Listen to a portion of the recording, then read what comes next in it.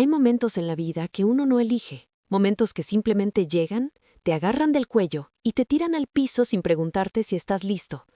A Rodrigo Castellanos le pasó exactamente eso un martes por la mañana, cuando tenía 42 años, 3 días sin comer bien y una sola muda de ropa que ya olía a derrota.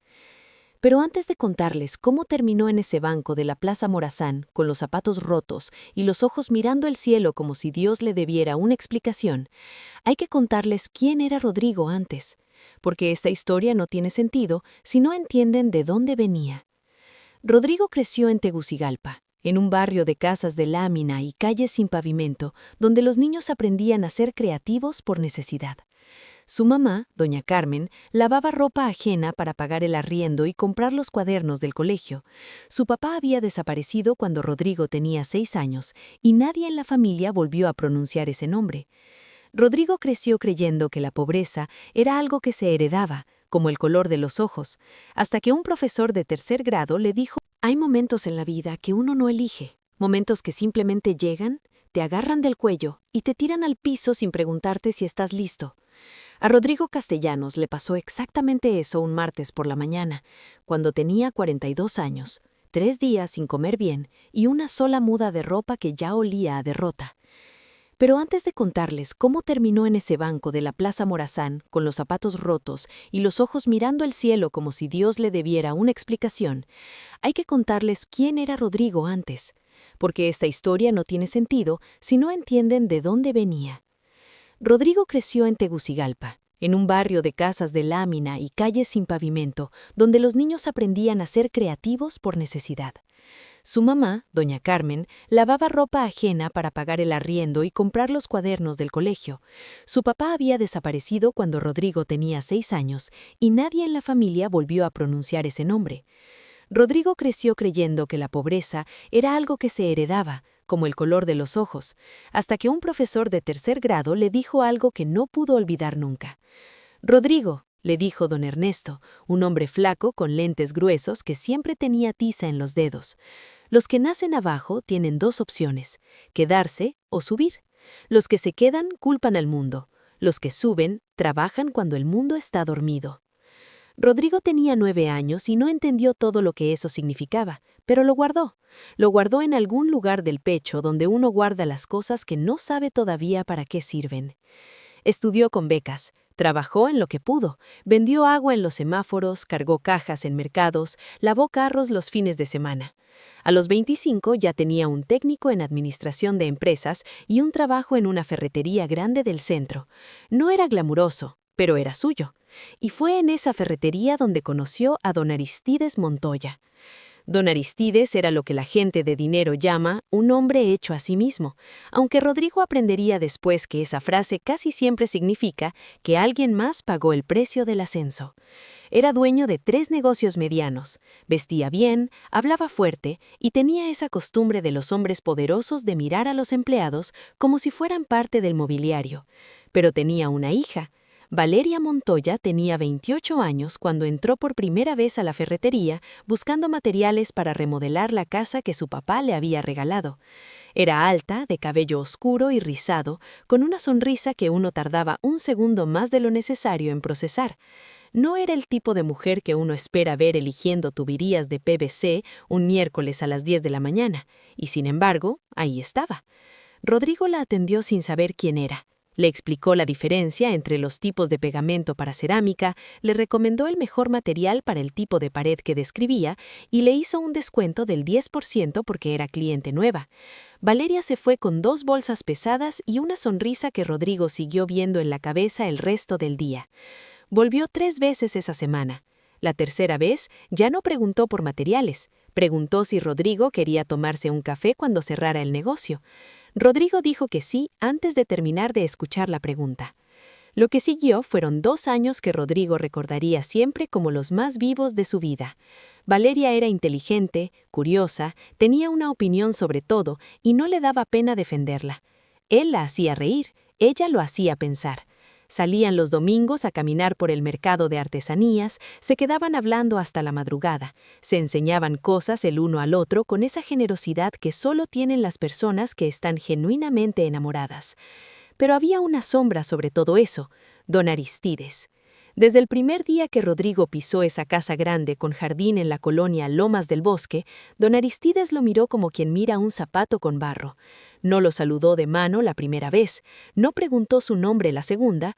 La tercera vez que fue a buscar a Valeria, don Aristides estaba sentado en la sala con dos de sus socios, y cuando Rodrigo entró, uno de los hombres dijo en voz baja algo que Rodrigo no escuchó completo, pero que terminaba en «¿De dónde viene esta gente?». Y don Aristides se rió. Valeria fingió no escuchar, Rodrigo fingió no doler. Siguieron así un tiempo más, hasta que Valeria quedó embarazada. Tenían 29 y 31 años respectivamente cuando Valeria llamó a Rodrigo un domingo por la tarde con voz de quien acaba de recibir una noticia enorme y todavía no sabe si llorar o reír. Rodrigo llegó a la casa de ella en 20 minutos, con flores compradas apurado en una esquina y el corazón golpeándole el pecho. Se abrazaron, lloraron un poco, planearon en voz alta por horas como hacen las parejas que se quieren y creen que el futuro les pertenece. Pero al día siguiente, don Aristides llamó a Rodrigo a solas. La conversación duró 15 minutos. Rodrigo salió de esa oficina con los puños apretados, los ojos secos de tanto esfuerzo por no llorar y una convicción nueva instalándose en el estómago como una piedra fría.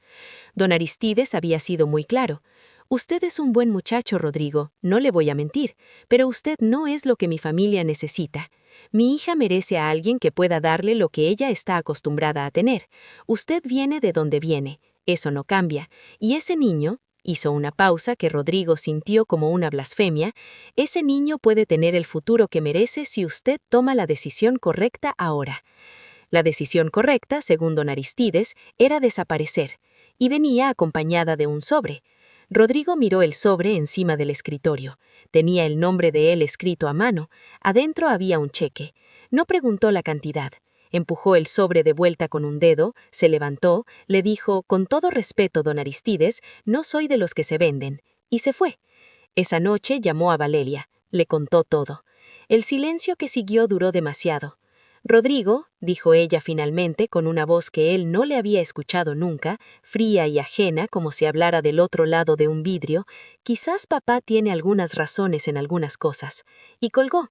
Rodrigo se quedó con el teléfono en la mano durante varios minutos, sentado en la cama de su cuarto alquilado en una pensión del centro, mirando las grietas del techo como si ahí estuviera escrita alguna respuesta.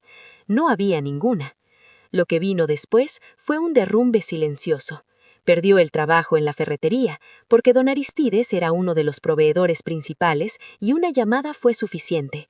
Buscó otros trabajos y los consiguió, pero algo en él había cambiado. No dormía bien, bebía más de lo que debía, tomaba decisiones apresuradas por rabia. Invirtió los ahorros de 4 años en una pequeña tienda de materiales de construcción con un socio que resultó ser un fraude, y cuando se dio cuenta ya era demasiado tarde. Los papeles estaban firmados, la plata había desaparecido, y Rodrigo se quedó con deudas, un proceso legal que no podía pagar, y la certeza amarga de que el mundo tenía sus propias reglas y él acababa de aprenderlas de la peor manera.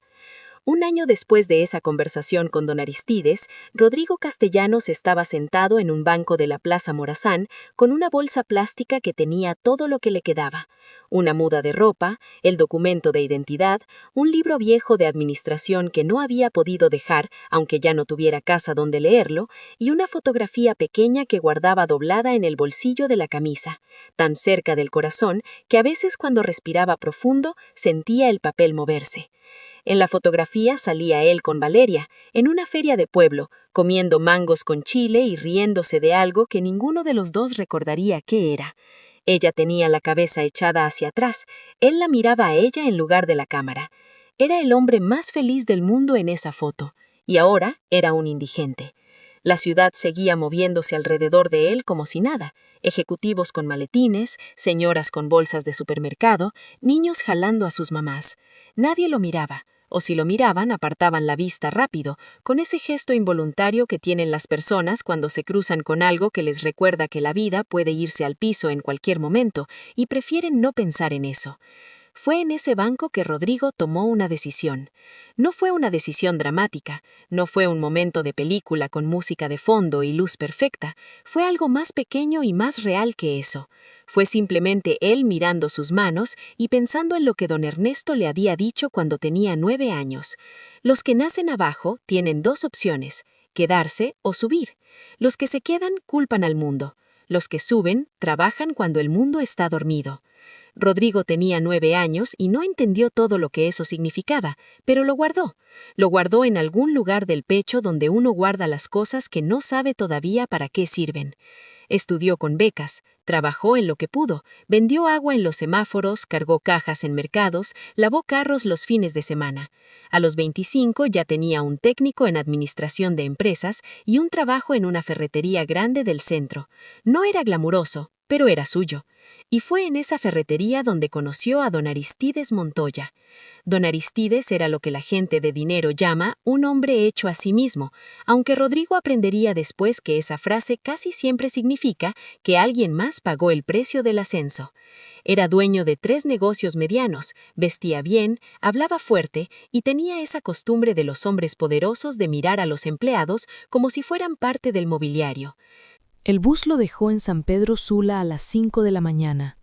Rodrigo no tenía plan.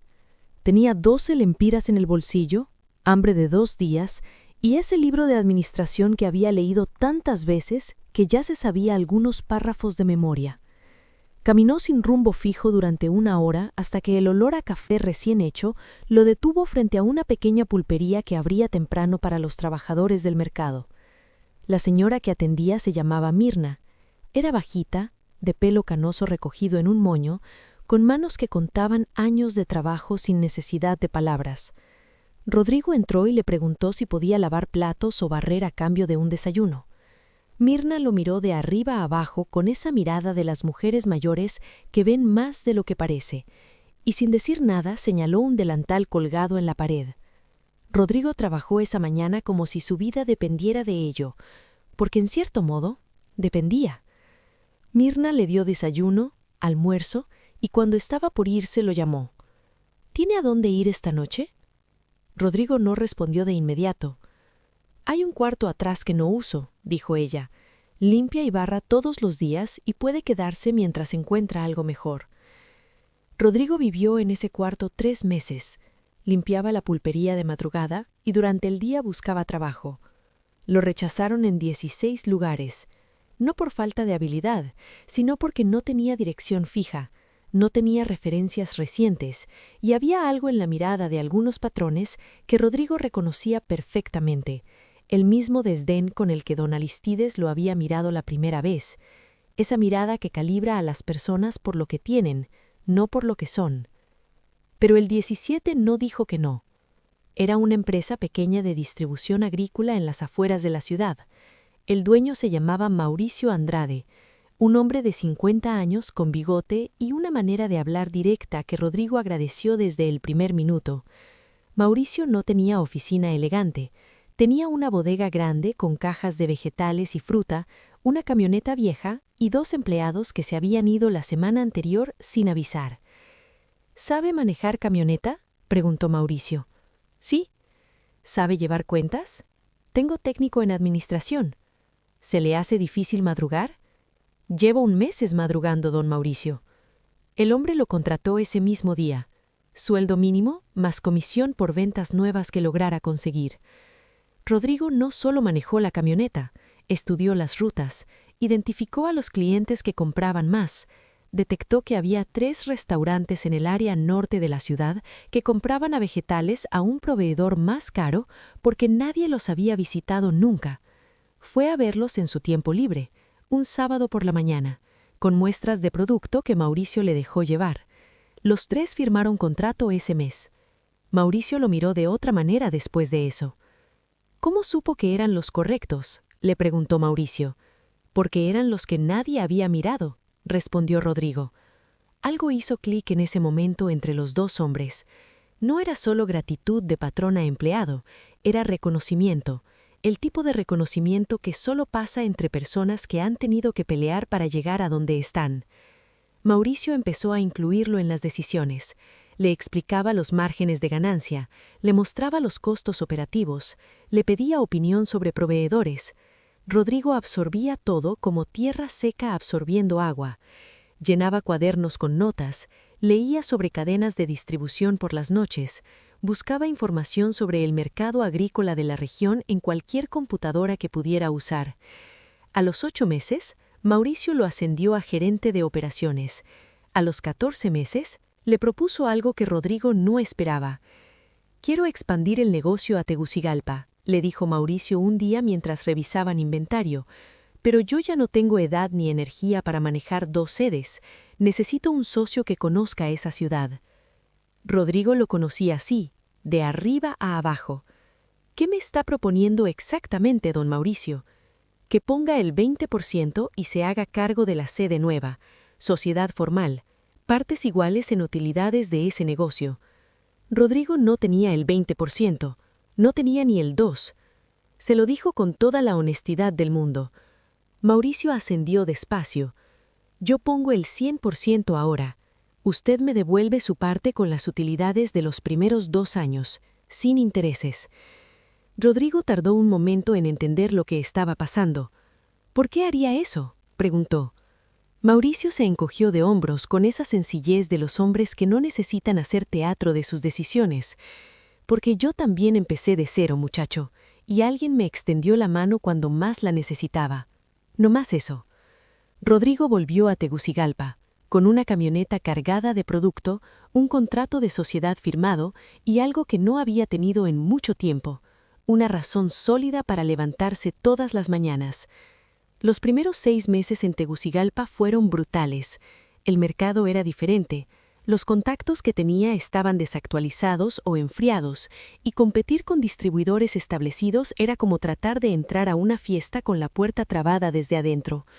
Rodrigo dormía 4 horas, trabajaba los domingos, comía lo que podía y cuando podía.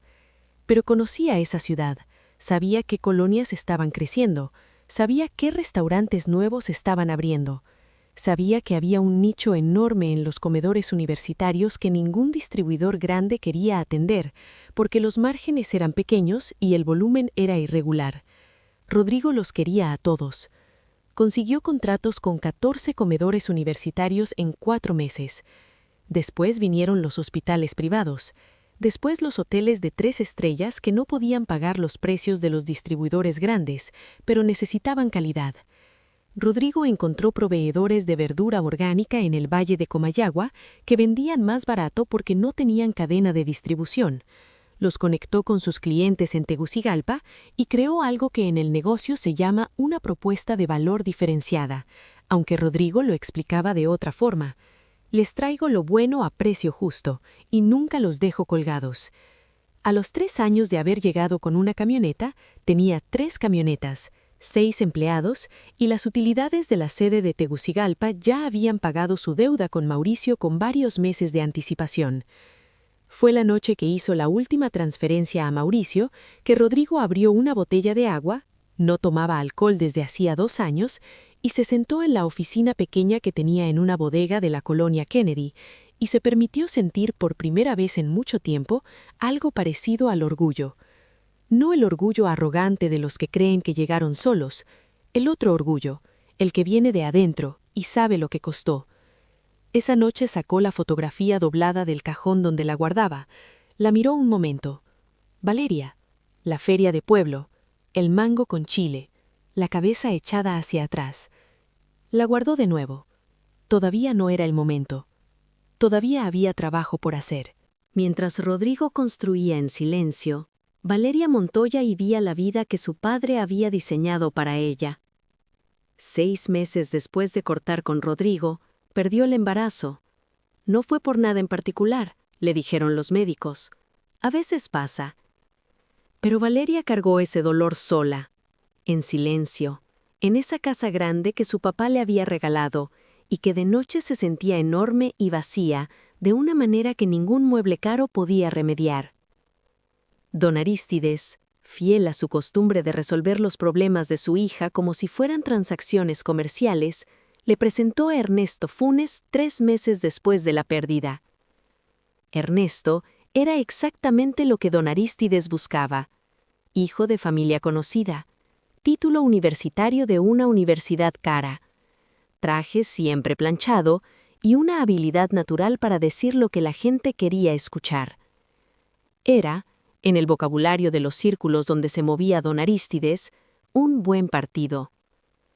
Valeria lo supo desde el principio, que no era amor, que era conveniencia, pero estaba cansada de pelear contra su padre, cansada de la culpa que cargaba desde que colgó el teléfono esa noche, cansada de extrañar a alguien que le había prometido su corazón sin condiciones y a quien ella había elegido no creerle.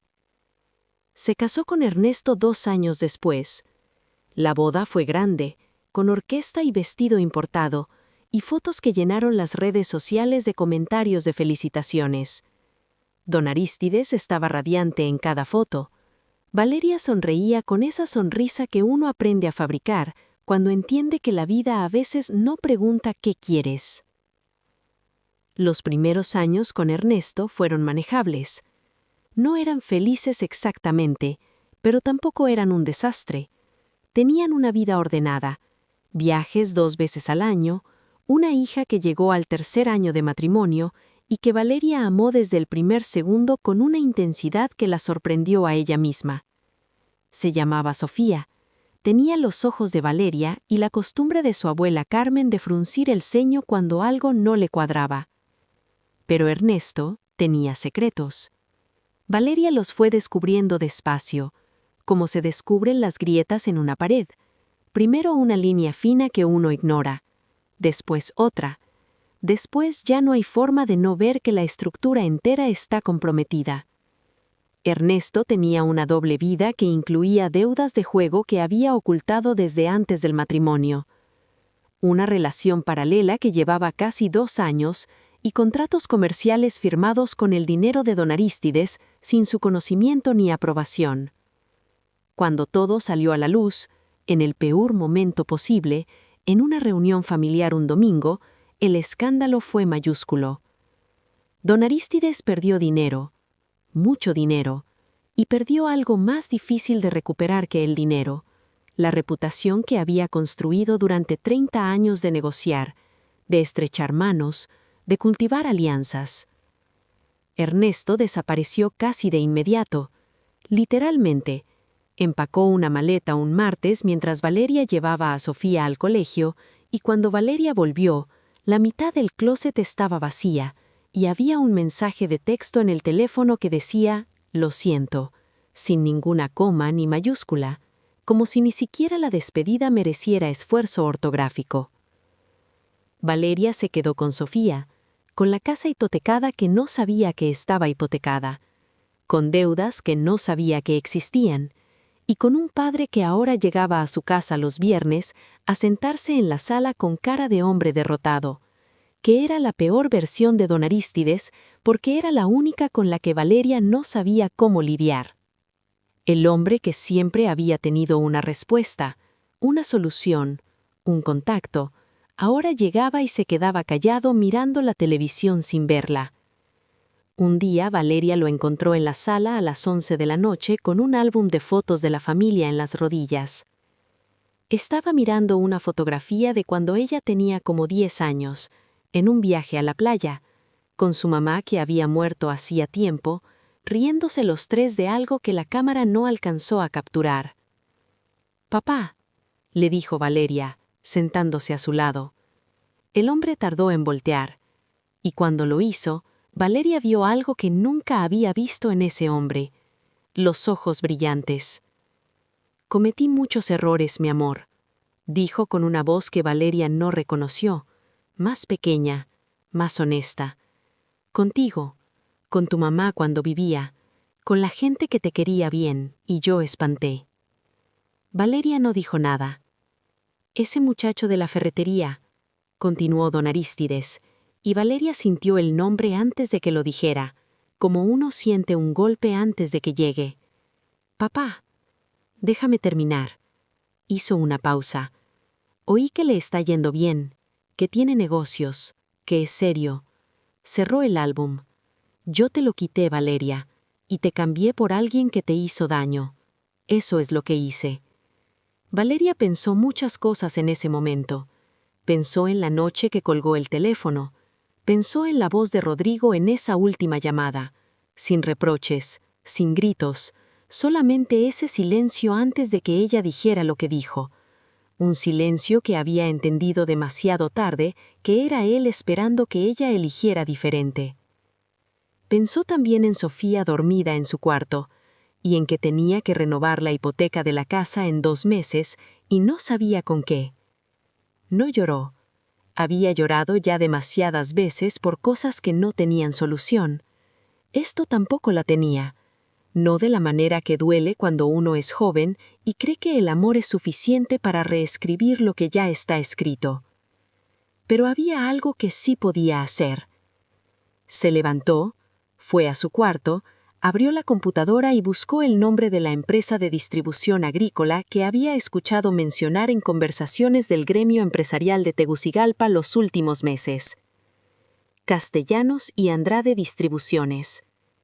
Miró el nombre en la pantalla un momento, cerró la computadora y se fue a dormir pensando que el mundo era a veces mucho más pequeño de lo que uno creía.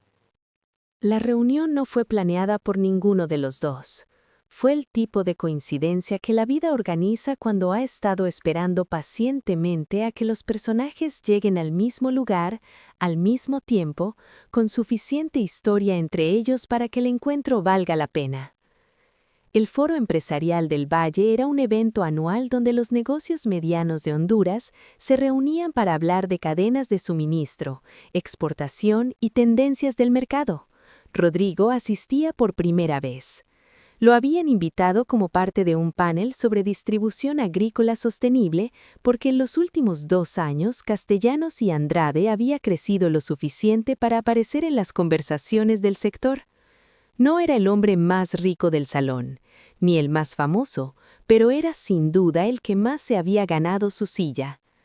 Llegó de traje gris oscuro, sin corbata, con esa manera de caminar que tienen los hombres que ya no tienen nada que demostrar. Saludó a Mauricio, que también había venido desde San Pedro, con un abrazo genuino. Conoció a varios empresarios, conversó con facilidad porque la seguridad que da el trabajo honesto es diferente a la seguridad que da el dinero heredado. Una la notas en los ojos, la otra en la ropa.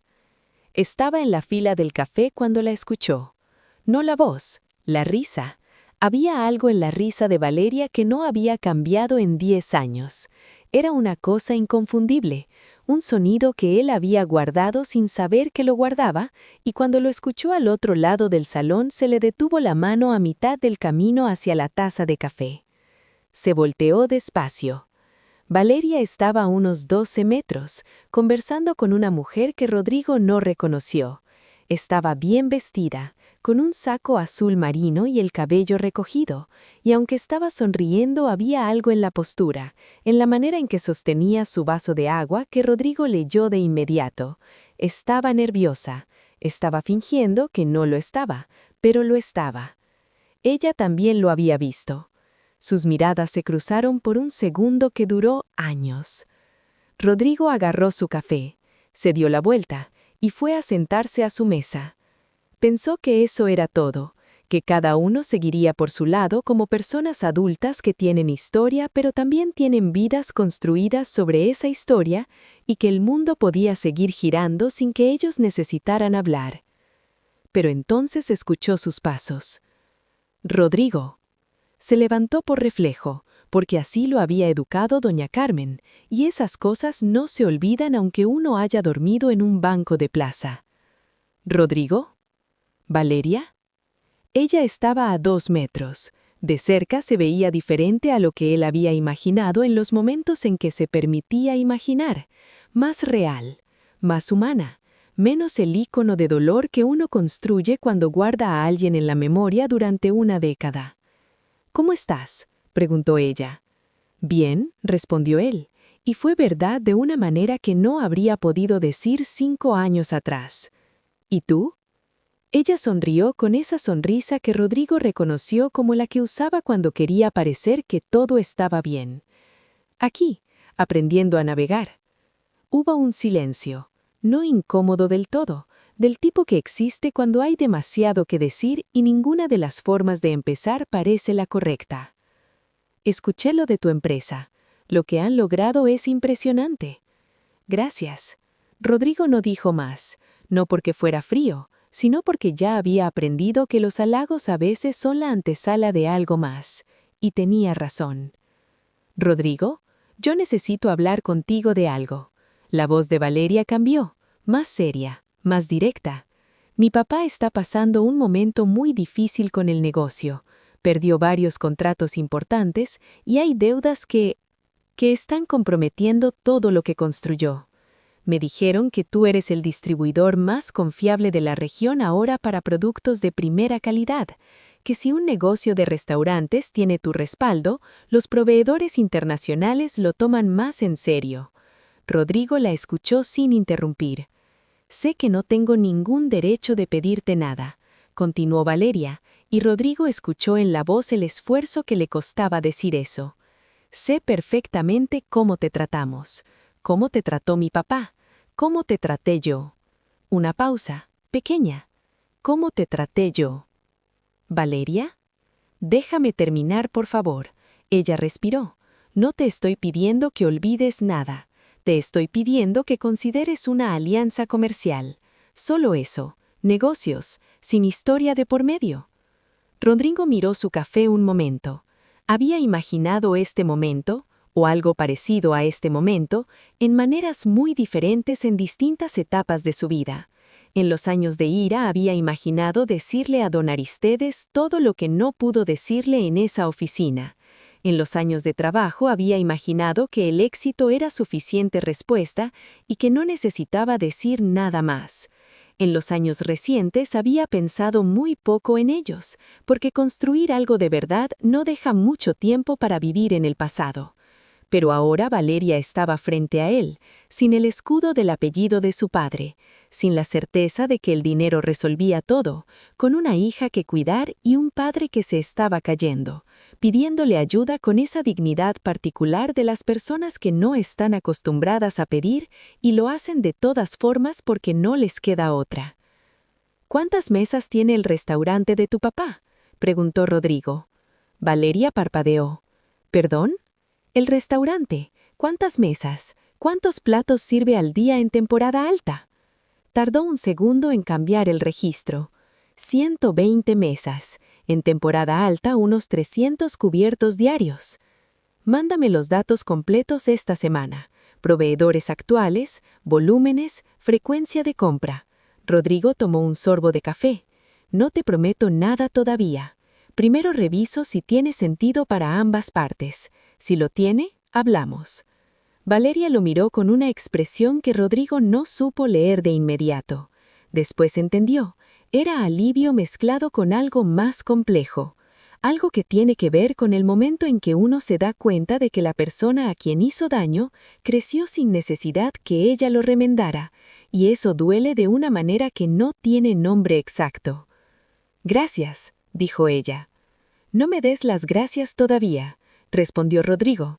Es solo una reunión. Ella asintió y se fue. Rodrigo se quedó mirando el salón. Mauricio se le acercó desde atrás con cara de quien vio todo y tiene demasiadas preguntas. ¿Fue ella?, preguntó Mauricio. Sí. Y Rodrigo dejó la taza de café en la mesa. Y vamos a revisar sus números esta semana. Mauricio soltó una carcajada corta. Eres un caso, muchacho. Soy un empresario, corrigió Rodrigo, sin poder evitar que la comisura de la boca se le moviera. ¿Qué le pasa a ser un caso? Sí.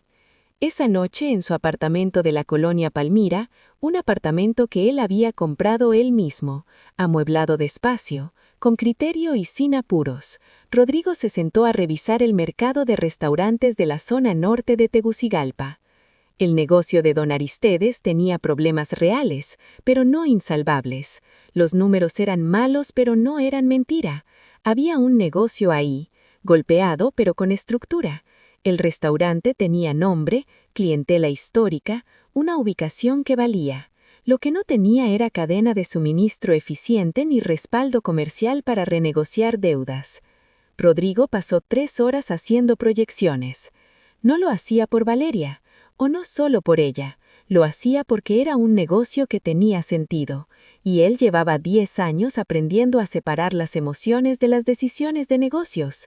Pero sería mentira decir que esa noche no durmió pensando en ella, en la manera en que había dicho «cómo te traté yo», con esa honestidad que cuesta tanto a las personas que nunca se equivocan en voz alta, en que la vida tiene una manera muy particular de cerrar los círculos, y en que a veces cerrar un círculo no significa retroceder, significa entender finalmente su forma completa.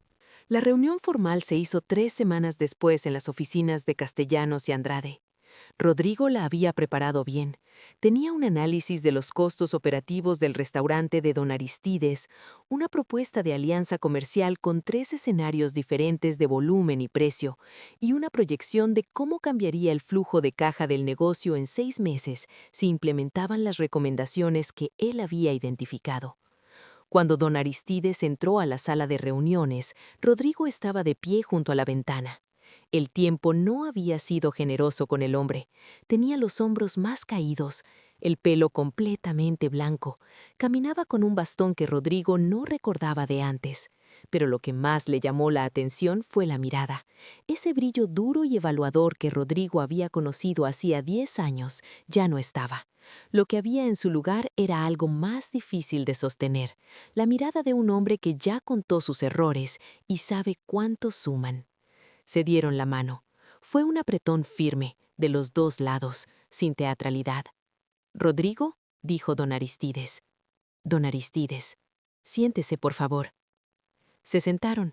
Valeria estaba también, a un lado de la mesa con una libreta y esa expresión de quien está observando más que participando, porque sabe que este momento tiene que ocurrir a su propio ritmo.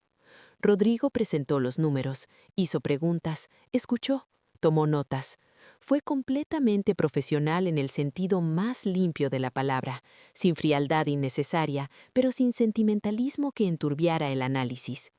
Al final de la presentación, don Aristides se recostó en la silla y miró a Rodrigo de una manera que no era la del patrón evaluando al empleado, era la de un hombre mirando a otro hombre con respeto ganado. «Esto está bien hecho», dijo señalando los documentos. «Muy bien hecho». «Gracias». Hubo una pausa. «¿Rodrigo?», dijo don Aristides, y su voz bajó un registro. «Yo sé que la reunión es de negocios, y voy a respetar eso, pero necesito decirle algo antes de que firmemos cualquier papel o decidamos cualquier cosa». Rodrigo asintió una vez. «Lo que le hice hacía 10 años estuvo mal. No fue una justificación ni una explicación larga, fue eso, limpio y directo. Le puse precio a su dignidad y lo traté como si usted no valiera nada porque no tenía apellido ni dinero. Y eso estuvo muy mal». Una pausa. «Le debo una disculpa que no tiene cómo pagarse, pero se la debo». El silencio que siguió no fue incómodo, fue el tipo de silencio que existe cuando algo verdadero acaba de decirse en voz alta y el aire necesita un momento para acomodarlo. Rodrigo lo pensó antes de responder, no porque estuviera buscando palabras hirientes, sino porque quería que lo que dijera fuera también verdadero. «Le voy a decir algo, don Aristides», dijo finalmente. «Lo que usted hizo me destruyó durante un tiempo, no lo voy a mentir. Dormí en una banca de plaza, perdí todo, me tardé años en reconstruirme». Hizo una pausa. «Pero también le voy a decir esto. Si usted no me hubiera cerrado esa puerta, yo nunca habría tenido que encontrar mis propias puertas, y las puertas que abre uno solo no se las quita nadie». Don Aristides lo miró. Valeria lo miró también, con los ojos brillantes que estaba tratando visiblemente de no mostrar. «No le estoy diciendo que lo que hizo estuvo bien. No lo estuvo, pero ya pasó. Y yo no soy el mismo hombre que estaba en ese banco de plaza. Y usted tampoco es el mismo hombre de esa oficina». Extendió la mano sobre la mesa hacia los documentos. «¿Seguimos con el negocio?».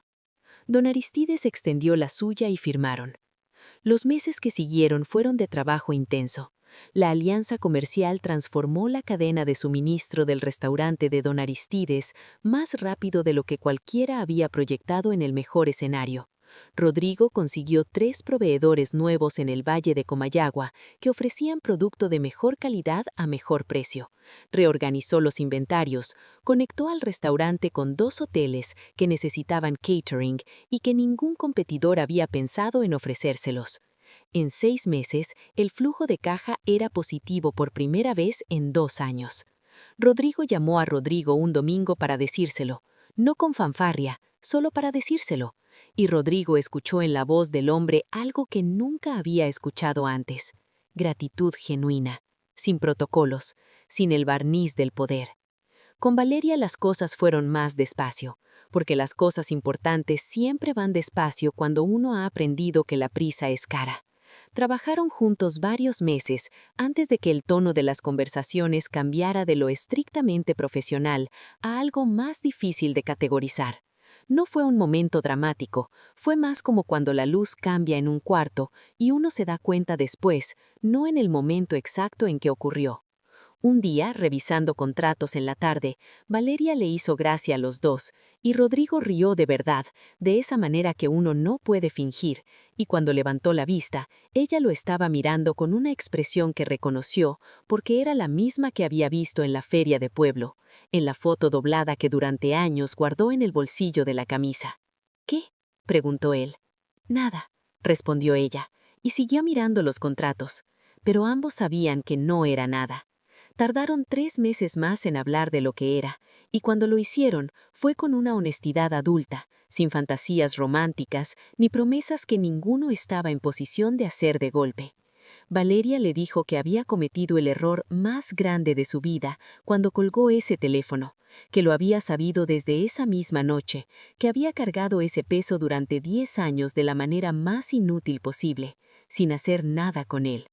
Rodrigo le dijo que la había extrañado durante mucho tiempo, que hubo un momento en que la amargura casi lo consume, que lo que lo salvó no fue olvidarla, sino entender que lo que a él le pasaba era responsabilidad suya, no de ella, no de su padre. No te estoy ofreciendo recuperar lo que perdimos, eso ya no existe, pero sí te estoy diciendo que me gustaría ver qué somos ahora. Valeria tardó en responder, y cuando lo hizo, fue con esa honestidad que Rodrigo había aprendido a reconocer en ella como la mejor versión de sí misma. Yo también quisiera eso, dijo. Sofía conoció a Rodrigo un domingo, en un desayuno en la casa de Valeria, con esa cautela de los niños que han visto sus mamás sufrir y han aprendido a evaluar antes de confiar. Tenía 7 años y los ojos de su mamá, y esa costumbre de fruncir el ceño que Rodrigo encontró inmediatamente encantadora. Lo evaluó durante toda la mañana con preguntas que parecían inocentes pero no lo eran, que si sabía jugar ajedrez, que si le gustaban los perros, que qué pensaba de las películas de animación japonesa. Al final del desayuno, mientras su mamá estaba en la cocina, Sofía se acercó a Rodrigo con la solemnidad de quien va a decir algo importante. «Mami se pone nerviosa cuando hablas de ti», le dijo. Rodrigo la miró con seriedad. «¿Sí? ¿Sí? Y cuando alguien le pone nerviosa a mi mami, yo tengo que asegurarme de que no vaya a hacerle daño». «Es justo eso», respondió Rodrigo. Sofía lo estudió un segundo más y después dijo: «Está bien, por ahora te doy el beneficio de la duda». Y se fue a terminar su jugo. Rodrigo se quedó mirándola con algo muy parecido a la ternura y pensó que esa niña iba a estar perfectamente bien en la vida. Doña Carmen, la mamá de Rodrigo, llegó a Tegucigalpa un viernes de abril. Rodrigo la fue a buscar a la terminal de buses en su carro, no el más lujoso que tenía, sino el que manejaba él todos los días. Y cuando la vio bajar con su bolsa de tela y sus zapatos de siempre, sintió en el pecho esa cosa que no tiene nombre y que solo existe entre hijos y madres que construyeron algo juntos sin que el otro lo supiera. La llevó al apartamento, le enseñó la oficina, le presentó a Mauricio, que la trató con el respeto que se le tiene a la gente que formó a las personas que uno admira. La llevó a comer a un restaurante bueno, no para impresionarla, sino porque ella se lo merecía, y doña Carmen pidió sopa de res, porque era lo que le gustaba, y punto. Esa noche, sentados en el balcón con cafés en la mano mirando las luces de la ciudad, doña Carmen le dijo algo que Rodrigo guardó con el mismo cuidado con el que había guardado siempre las cosas importantes. Cuando eras chiquito y te iba a dejar al colegio, yo le pedía a Dios todas las mañanas una sola cosa. No que fueras rico, no que fueras famoso, le pedía que fueras buena persona, que todo lo que te pasara no te dañara por dentro. Rodrigo miró las luces. ¿Y en ti?, preguntó. Doña Carmen puso su mano sobre la de él, y sí me escuchó. El año siguiente, en el mismo foro empresarial del Valle, Rodrigo fue invitado no como ponente de panel, sino como orador principal. Subió al podio de un auditorio con 200 personas, con ese traje gris oscuro que ya era una firma personal, y habló durante 40 minutos sobre distribución agrícola, sobre cadenas de valor, sobre cómo los negocios pequeños pueden competir con los grandes si construyen relaciones en lugar de solo transacciones.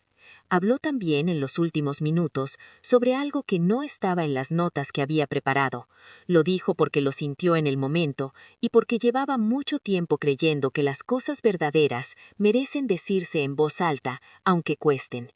Hace 10 años, yo dormí en una banca de plaza de esta ciudad. No lo digo para impresionarlos, lo digo porque en ese momento tuve que decidir quién iba a ser, y la decisión no fue fácil ni gloriosa. Fue simplemente levantarme y caminar sin saber a dónde. Hizo una pausa. Lo que les quiero decir es esto. El punto más bajo de su vida no los define. Lo que hacen desde ese punto, sí. Y si hay alguien en este salón que siente que está en ese punto ahora mismo, que sienta que el mundo lo miró como si no valiera nada, que alguien le cerró una puerta que creían que merecían, miró al auditorio, no a nadie en particular y a todos al mismo